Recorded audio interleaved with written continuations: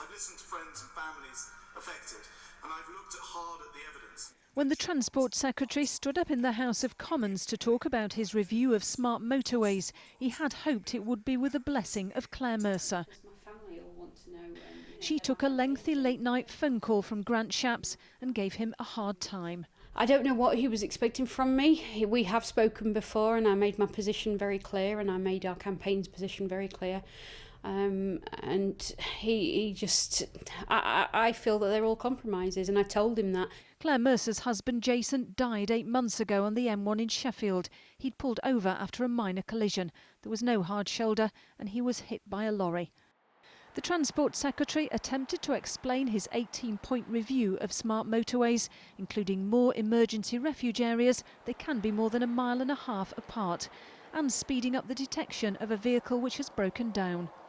Did you get angry with him? Yes. I'm afraid I possibly wasn't as polite and formal as I should have been. I wasn't badly behaved, but he knew the strength of my feelings. I've got nothing to lose. I've lost everything I can lose, so what do I have to be intimidated by? This was the reassurance from Grant Shapps today. Overall, the evidence shows that in most ways smart motorways are safer than conventional ones, but they're not in every way, and I've therefore developed these new measures in order to further improve safety. He knew in 2016, when the Select Committee reported that these were death traps, that something had to be done. He didn't act then. He waited until the death toll started rising. And it shouldn't be about people who have lost their loved ones shouting, their MPs shouting before the government acts to protect people.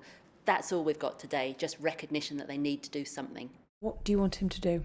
Give back the hard shoulder. They've spent billions of pounds, they've made a lethal mess, and they can't accept and they can't admit what they've done. Claire Mercer says she will carry on her campaign in memory of Jason. Katie Oscroft, ITV News, Rotherham.